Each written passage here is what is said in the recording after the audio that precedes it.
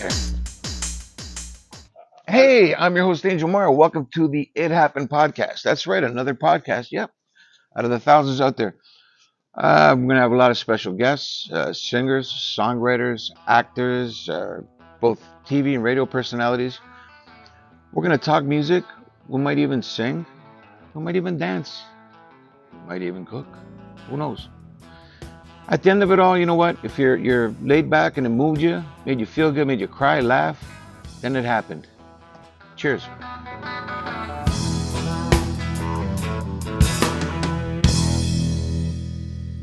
Next up, a dear friend of mine, great songwriter, storyteller, old neighbor, a friend for more than 5 decades.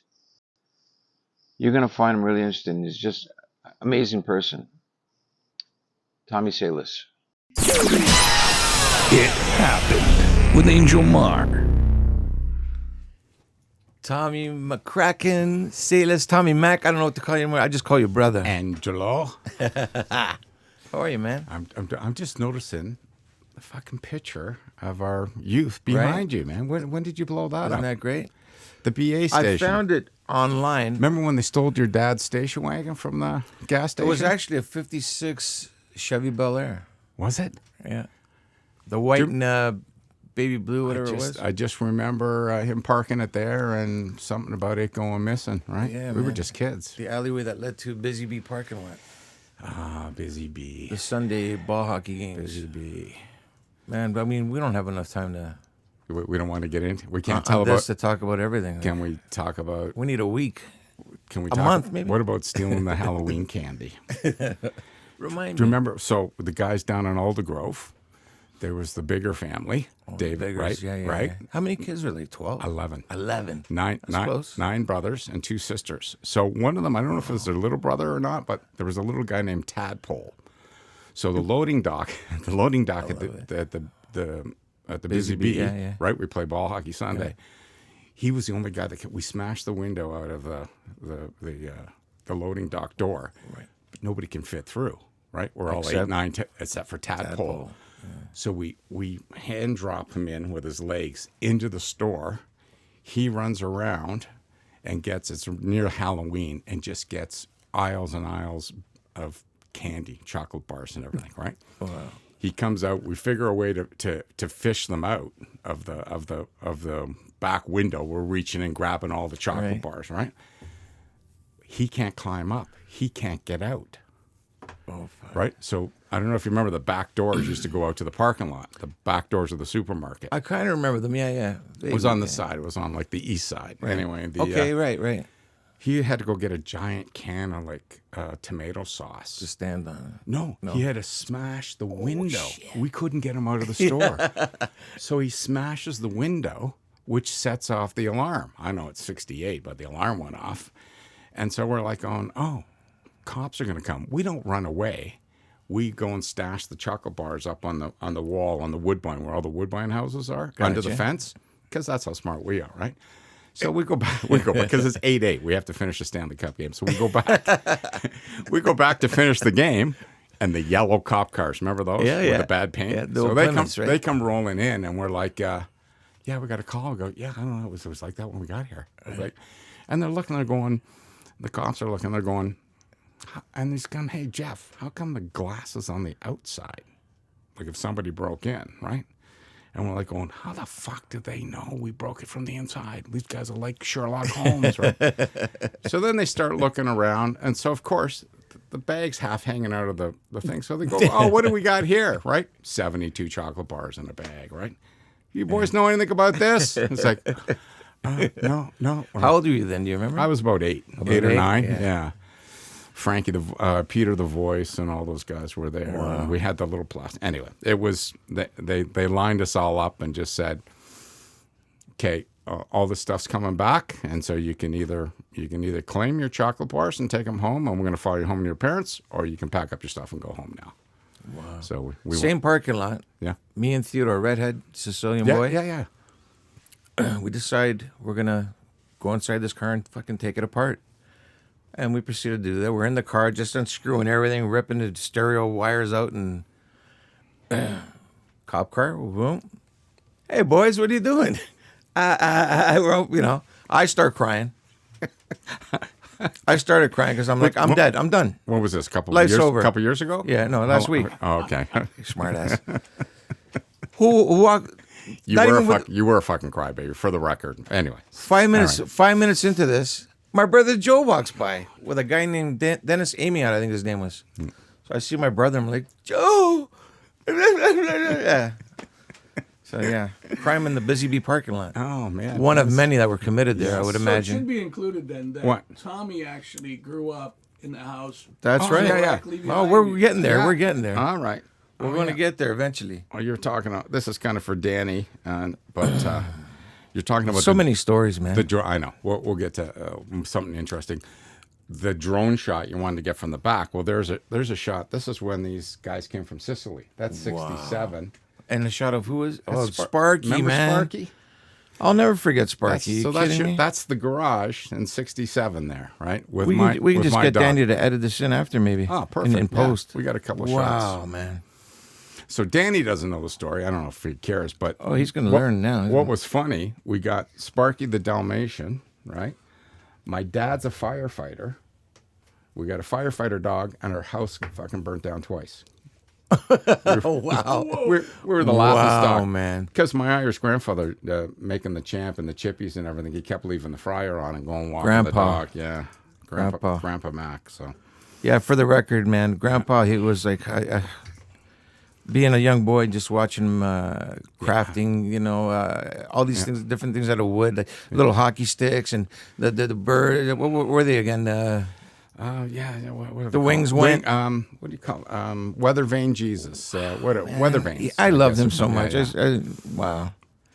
Yeah, it was good. It was good. Well, there's very few people that remember him like you guys did, and you and Joe. He loved you guys It's unforgettable. well, you guys paid attention. He was a carpenter, right? So he'd bring over the Malia boys, and they'd or Malia, however you want to say it. But we were Munja Cakes back then. It was all Malia. We couldn't speak Sicilian like we can now, right?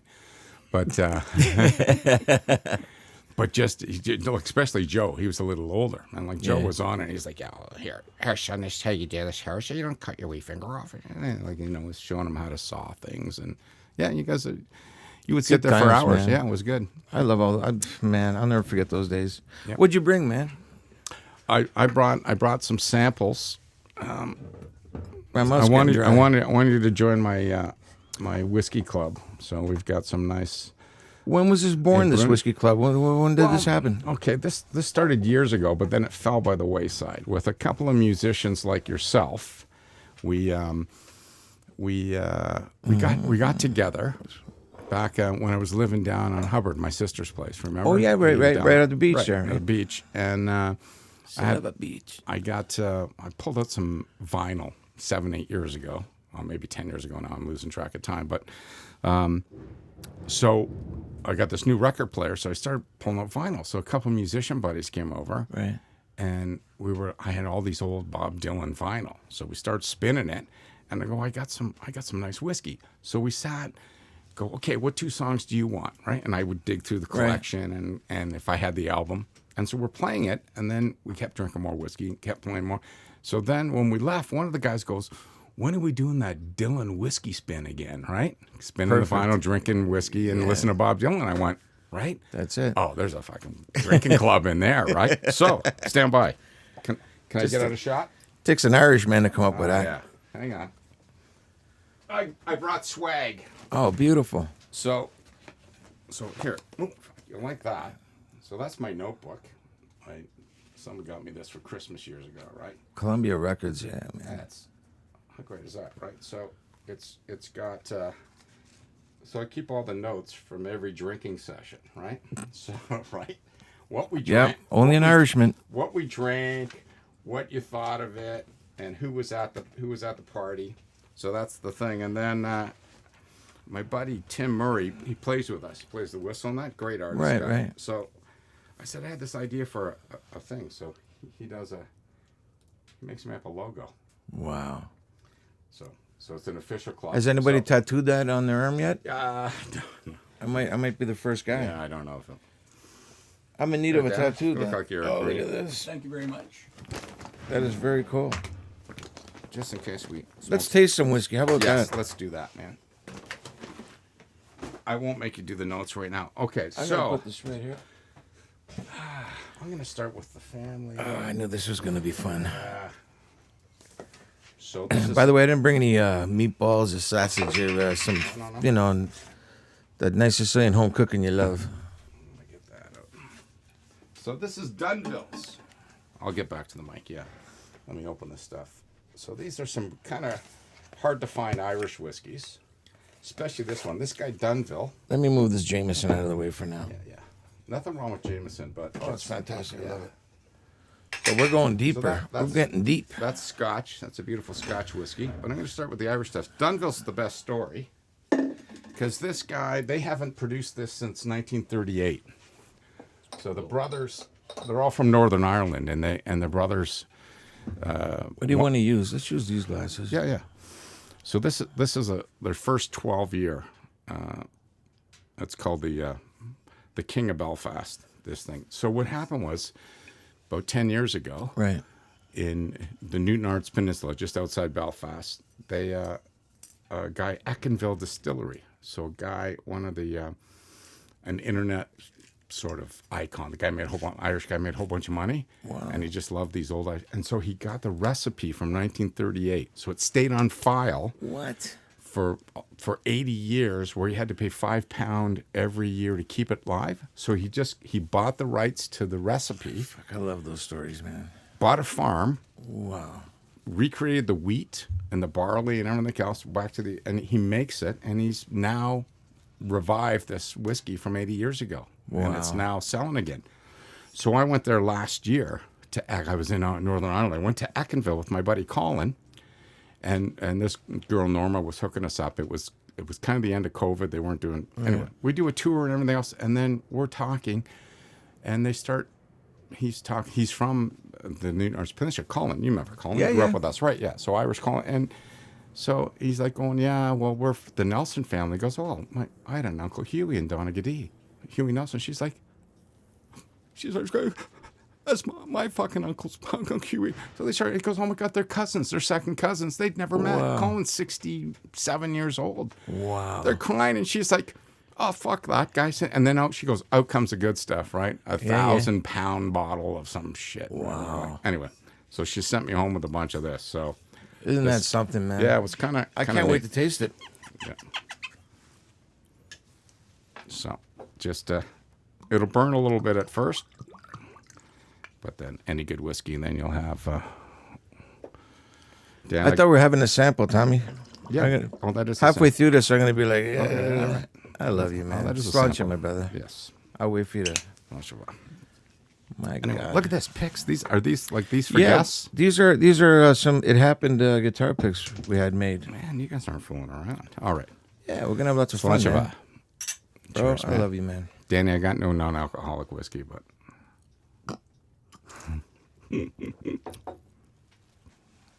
Wow, go easy. wow. Well, save yourself because you gotta sample the other ones too, man. But yeah, there's your 80-year-old whiskey made 12 years ago, 10 years ago. I'm listening to the songs that you're recording, Yes. and you're fucking blowing me away, Tommy. Yeah, I thought it was time. Long Way Home, man. I listened to it and I could not stop singing it, man. Like I'm still singing it. Yesterday, it's still. Where'd that come from, man? How long have you had that penned? When? It was just two summers ago. It was the kid Jackson. My son was. Were you away when you came up with that, or were Yeah, I was. We were up in Muskoka. We went Okay. away. We kind of finished it up there, and he's 29 now. So, like, even I'm talking about the record about doing a CD. He's like, Dad, no, like, I don't even know how to put it out now. He goes, don't do that. No, Spotify. You can't. No one's gonna. So he's like, dude, you're rolling old school marketing. He goes, nobody does that anymore. Okay. I said, I'm just trying to learn. Anyway, so we were away. He's always interested. How do you write stuff and that, right? So I said, I got these chords, and I'll play songs for him. And he goes, yeah, I like it, Dad. Right? So kind of encourages me. So where'd you get the lyrics? So we were in Ireland 10 years later at my grandfather's farm. Yeah. It's in Fermanagh, one of the counties in the north. And we're standing on the bridge. and looking back at the farm, and there's an old train trestle the train doesn't run anymore. It's kind of disappeared, but that's where the Canadian McCracken started from. My grandfather got it on that train back when there wasn't stations, right, in the turn of the last century, right, just before World War One. You'd grab the train at the end of your farm, it would take you into Belfast, and then the ferry to Liverpool, and then over to New York, Montreal, or wherever you landed, right? So when we were there that day, so I wrote a lyric because we were there, and I said, a dull gray day when we crossed the River Finn, because we were staying on the bridge, right?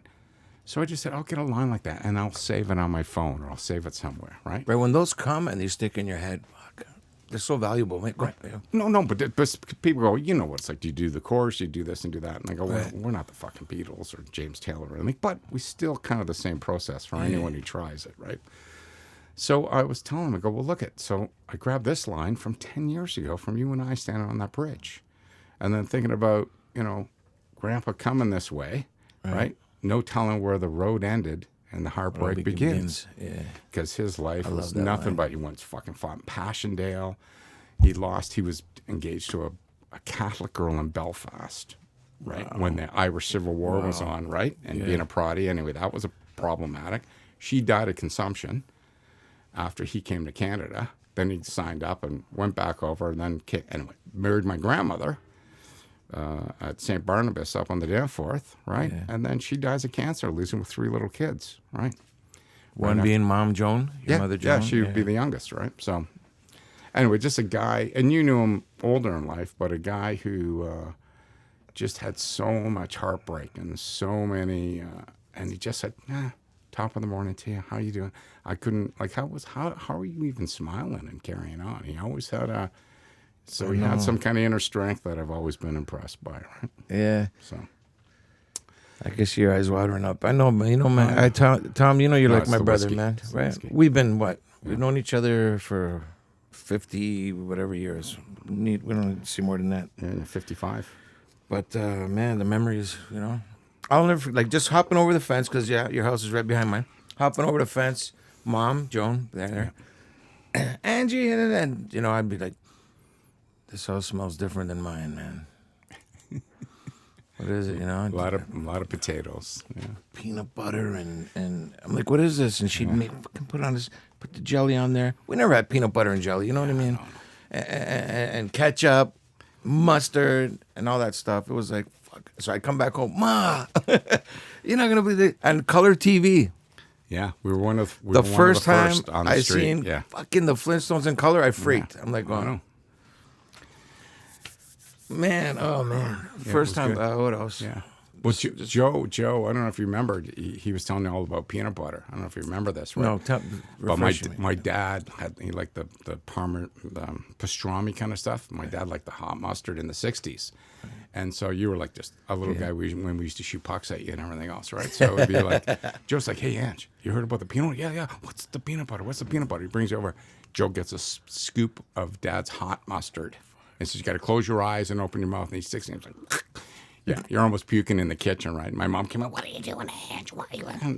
You're out throwing the stuff up on the backyard. Because he's just trying to kill me, you fuckers. Yeah, but you thought it was peanut butter.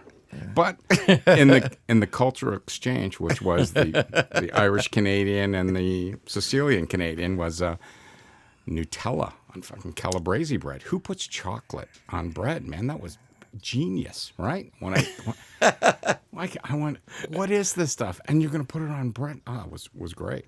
And that was even before the all good, mortadella and the sorpresa and the veal sandwiches, and it was beautiful. I'm going right back right now. The more you talk, the more I'm going back. The wine, making the wine, Nona singing the wine songs. Yeah, we had some good times. Do you remember? I'll never forget whatever you're gonna say. Yeah. I'll remember. What are you gonna say? Summer cardboard. Holy fuck. Summer tobogganing. Getting a staple in your back or in your holy. Hey Dan, summer tobogganing. Hey Dan, we had we would take the cardboard boxes from the furniture store, and we put them end to end down the hill in the longer the East better. Lynn, right? Right. And then we'd grab a towel or whatever. We had those little super slide or snow skates or something. We'd go down the summer all day. tobogganing. Yeah, all day, man. Until somebody else. to one of the giant staples. And I got the fucking scars, man. yeah, and just going down. We're tobogganing on the cardboard, and a big industrial-sized staple goes right up his back and rips it open. So, Then Mom couldn't patch up quick. Yeah. yeah, well, my mom hit us with the broom. She thought Joe and I hurt him, right? Because he was always getting hurt when he was with us. But that was Now you know why I cried a lot. yeah. Well, that and the rose bushes too. You fell in yeah. I still have the scars, man. Yeah, no. And when I tell somebody, well, yeah, a lot of girls ask that question. What happened to your back? Yeah. I remember being in your yard. Maybe you had that fire truck. Fuck. I remember when I woke up in the morning, first thing I'd do is go behind the garage, look over the fence. Well, fence was, you could see through the fence. But anyways, that fire truck you had. Remember the one you attached the hose to and everything? Right. Yeah, yeah. One day, anyways, we ended up getting soaked. We played hockey in your basement on our knees with the little sticks Grandpa made. Yeah. Yeah. I can't even remember. Was it a rubber puck we used or a foam puck? Do you remember? Anyways, we were fucking down there naked because our clothes were soaked. Yeah, and your mom came down the stairs. we put him in the dryer or something. I right? had a fucking heart attack. Oh yeah, yeah. I didn't know if I would ever be able to face her again. And she was just laughing her ass off. Oh, fuck. Just good memories, man. Well, I don't know if I should rat out some of the Moberly girls, but I had the Bring 'em up. Why We not? had the little blow up swimming pool, like the 3-tier one. I'm like senior kindergarten or grade 1 or whatever it was, but so they came over to come swimming in the summer near the end of school, and I said, "Well, you gotta change in front of me if you want to swim in my pool." Come on, let's go, girls. So the wine center, it's got the covered thing, and then down the steps to the wine center into the basement where the laundry was, right, and stuff. And so I've got Bishop and I think Lauren Morgan or Yates. We'll use the surnames. Okay. Anyway, so I got the 2 girls down there. I'm in grade 1 or whatever, and mom worked at Man and Martel at the corner, so she'd come home some days during the day, right? So I came home and I got them there at the bottom of the stairs naked. My mom comes out the back door and looks over and goes, "What are you doing, Tommy?" And I'm just like, "Yeah." And then she goes, "What are you?" And I'm like, "Well, he told us we had to get dressed in front of him." And she goes, "What?" So And how old are you then? I'm 7. Right. Already Pulled in by my ear. Already pimping him out. Yeah. He told us to get naked. He told us A we 7-year-old couldn't boy. go swimming. So I love it, man. yeah. Yeah, I remember walking with Miss Bishop. I think she was like 16. And no, not 16. I think I ran into her again when she was 16 at some point, but she had to be at least 1.5 feet taller than me. And we're holding hands, and her mom says, "That's your boyfriend?" She goes, "You can fucking fit him in your pocket." I used to sit on her lap, put my head between her boobs, and they had the You went out with my girlfrild? Yeah, I did, She was man. my girlfriend at 7. Don't let her go for a second, bro. I'm right there. yeah, No, I'm just kidding. But anyways, yeah. So the days she wasn't You've with ruined you, it for me. I'll never go back. the days she wasn't with you, she was with me. All right. So You didn't have a pool though, or color TV, and that I remember, right? Yeah. you want to get into it? No. All right. Cheers, my brother. I love you. Let's talk music. Yes. So,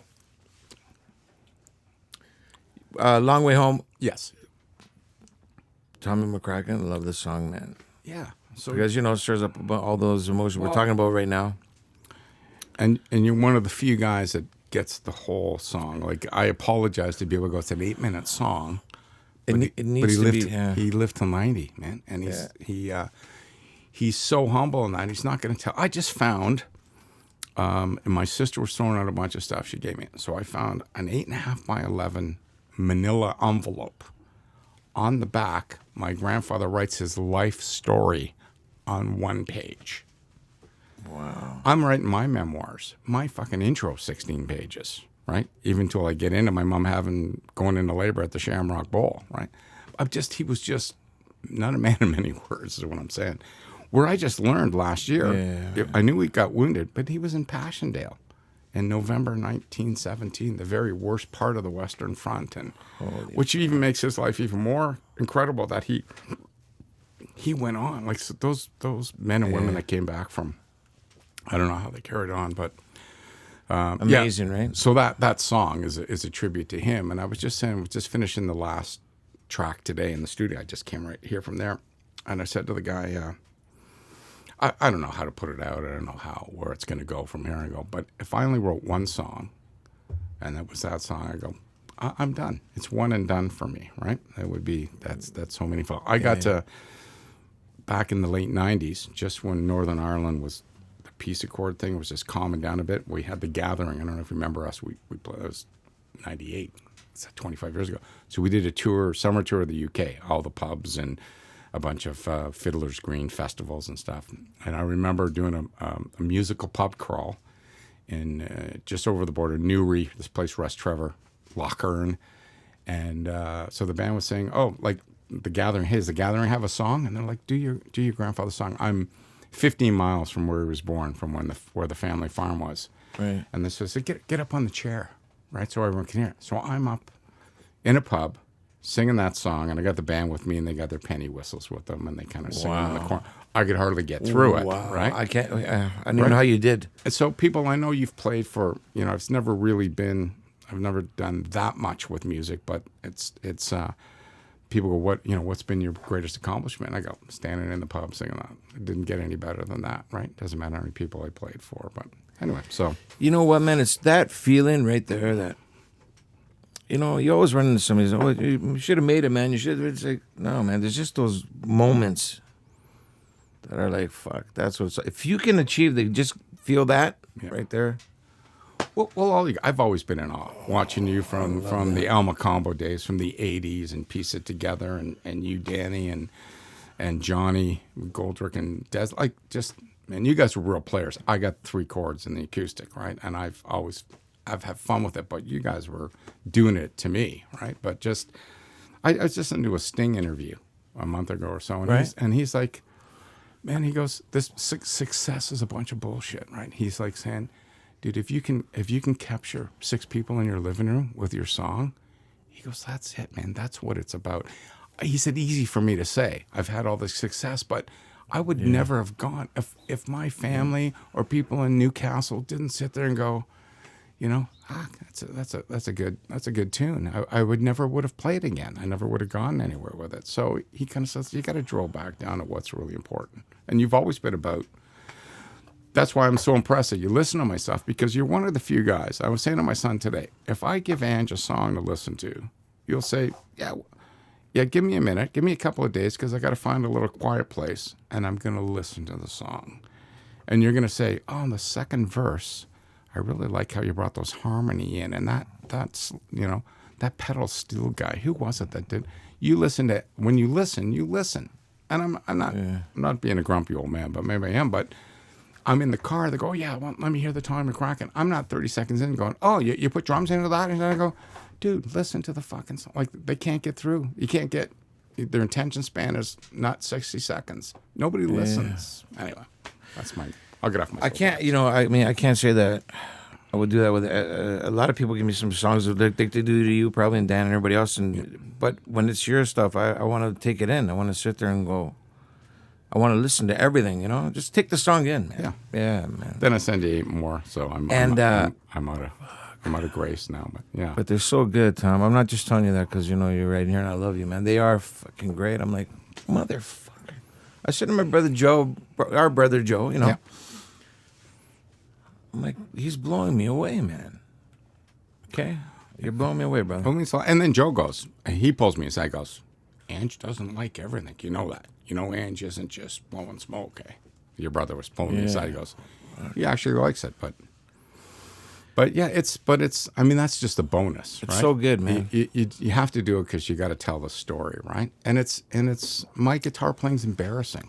You know what I mean? The when I listen to real players, right? But the fact is, I've always wanted to come from the school of Bob Dylan, and not that he's a player and that, but early days. I mean, listen to his stuff. He's playing with his slide is his girlfriend's lipstick container. He's not even in tune on the original Bob. Oh man, I love all that. I love that. But he doesn't care. So when I start getting bent out of shape about this and that, I go, to me, it's always using the 3 chords to tell a story, right? But then you get players on there, then all of a sudden, right? Like this is fun. It's and they I'm might excited.